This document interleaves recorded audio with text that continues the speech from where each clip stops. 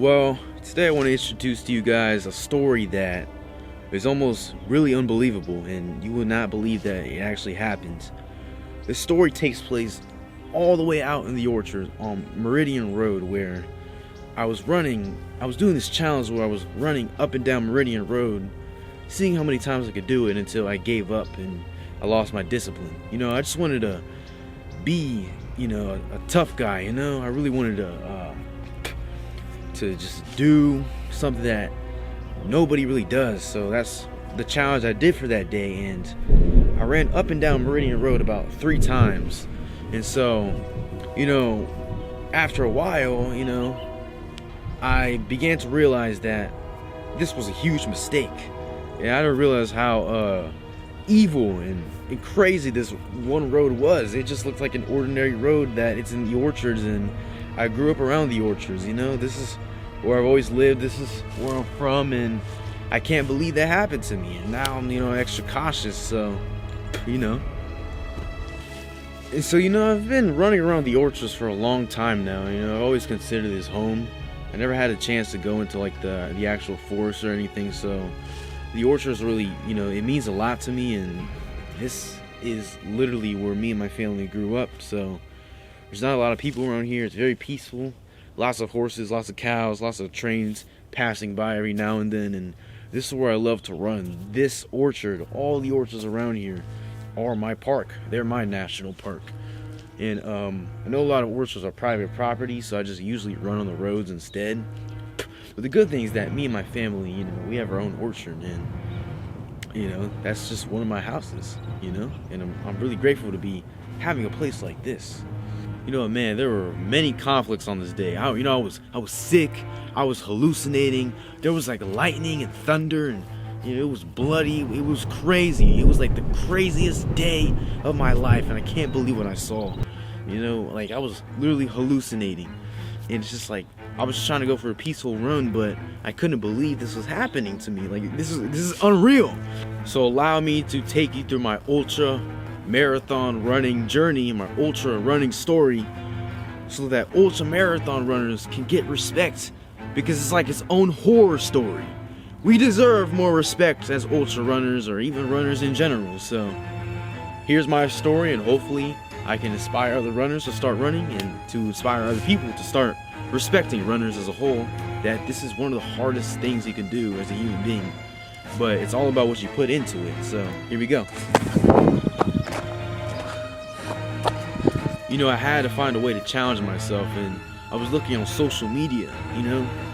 I use social media as a way to get inspired and actually use it in a positive way. So I found these guys on Instagram and stuff like David Goggins, Cameron Haynes, and Andrew Glaze, all these guys, man, and I got inspired. Nothing wrong with that. So I took it and ran with it. So I laced up my shoes and I started running. No excuses. I was simply testing my mental toughness, and Meridian Road is perfect because it's a really long road, and it's hard to focus when there's just nothing but orchards around us. As much as I love the orchards, it can get boring sometimes after a while, and it's cold, it's cloudy, it could start raining, it's foggy, it's really annoying. So Meridian Road is perfect. It's long enough, about 5 miles long, and I had to do that challenge to run up and down Meridian Road at least 3 times. I had to prove to myself, am I really tough enough to do this, or am I gonna just quit and throw in the towel like most people do? Because I already know I wasn't gonna do that, that's for sure. So I remember around mile 15, I took a break, I drank some water, started eating some snacks, and I was actually sweating because I was running so fast and so hard, more than I should have actually. It was like more of a marathon pace than an ultra marathon pace.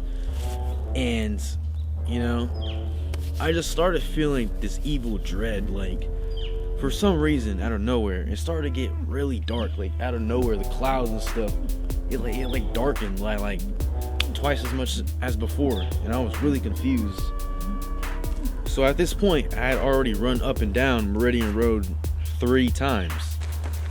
which was about 15 miles, like I said before. So, you know, I was drinking my water. There was just all this sweat pouring down my face. It was crazy. It was almost as if it was like summertime. It didn't make sense.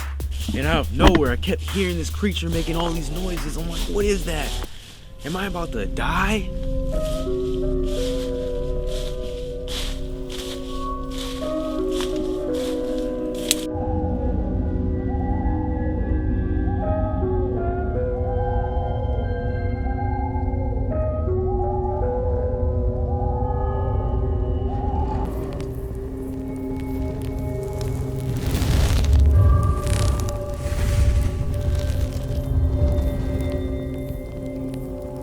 Delusional self who does martial arts, I'm like, you know what? I'm not scared of anything. Let me go see what that sound is. Dumbest mistake of my life. This is the main turning point in the story for me personally. And as I'm walking, I see something like horrifying, but like bizarre. And it's just this weird figure. It's like motionless, and it's literally pure black. Like it was no other color but black. And at this point it was already pretty dark, and we were like in the orchard, so it was really freaking dark, and it was weird, you know. And so then eventually the random figure, like, it started speaking. It literally spoke, and I remember exactly what it said, and here's what it said.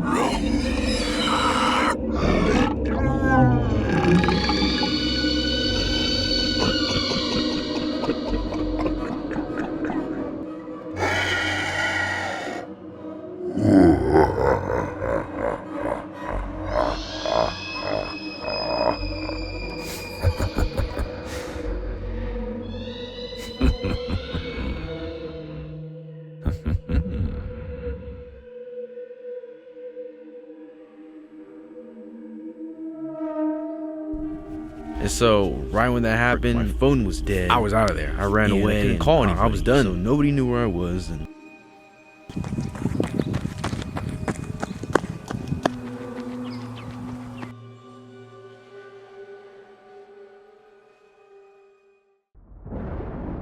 my phone was dead, and I couldn't call anybody. So nobody knew where I was. And they just assumed I was on another orchard run. You know, nothing crazy. You know, responsible. I know what I'm doing.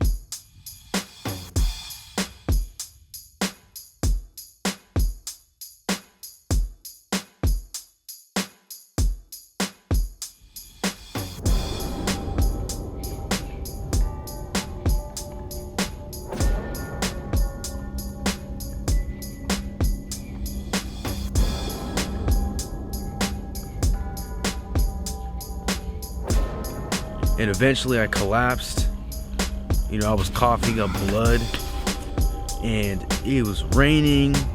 I was on the ground, and you know, I was laying on my back, and the last thing I saw before I actually passed out, I literally passed out, was the demon standing right above me. His eyes were glowing bright red like earlier in the orchard, and he was holding a knife.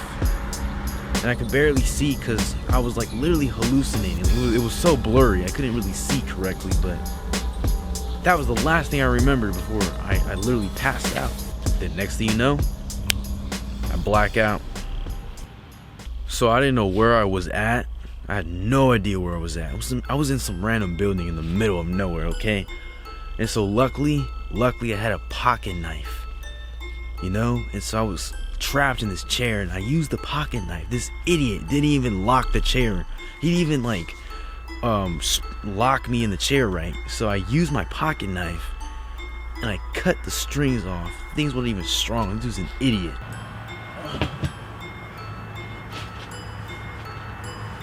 What the heck? Yo, where am I at? What the?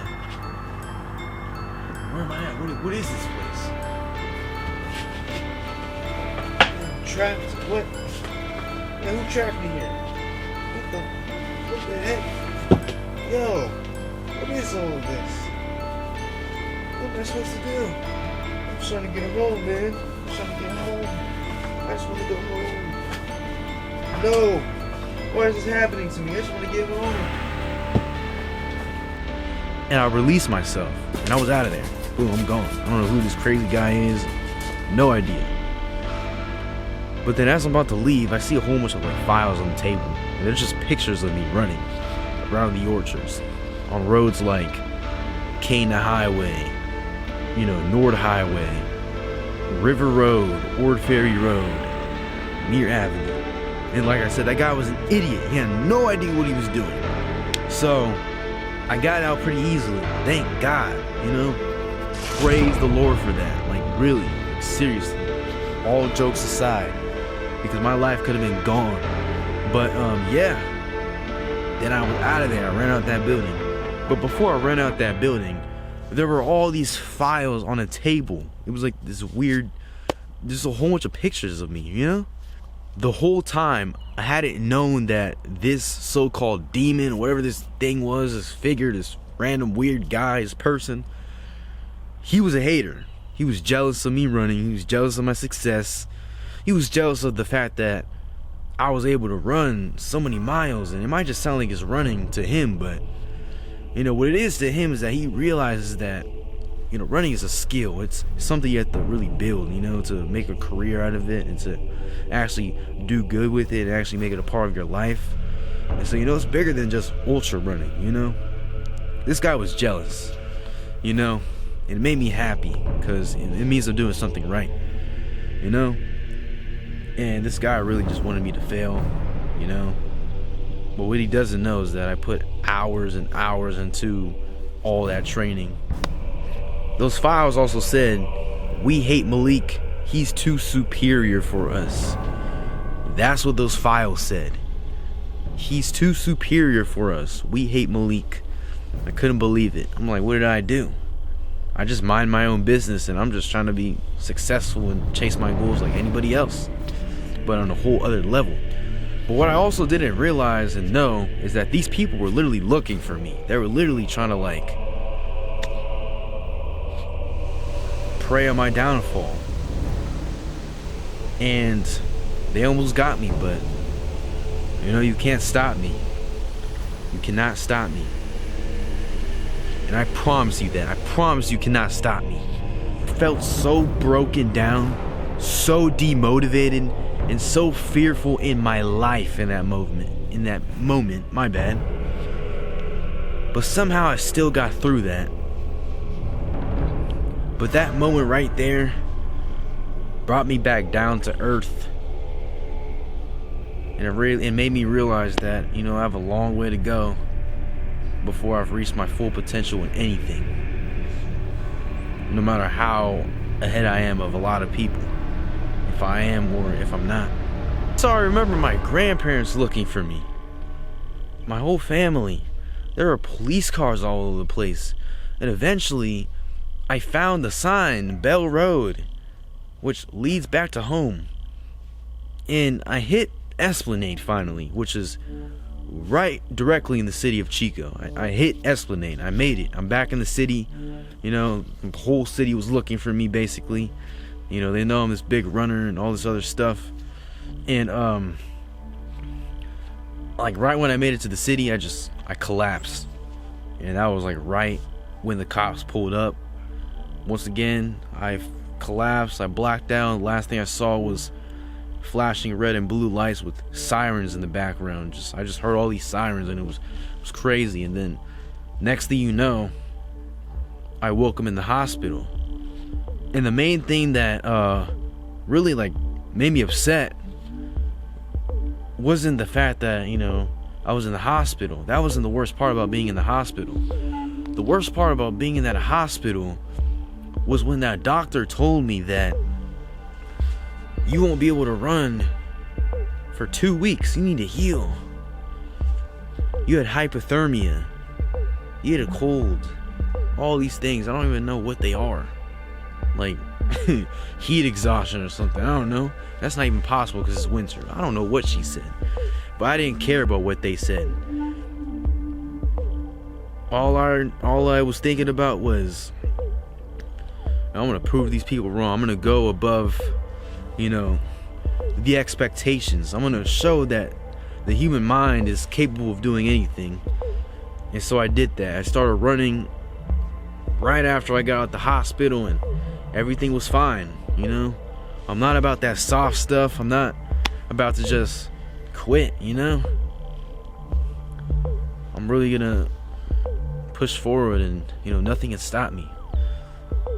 There's no way I'm gonna stop running. No way. That's exactly what Marvin the Demon wanted. That's exactly what he wanted. And you're not gonna get it.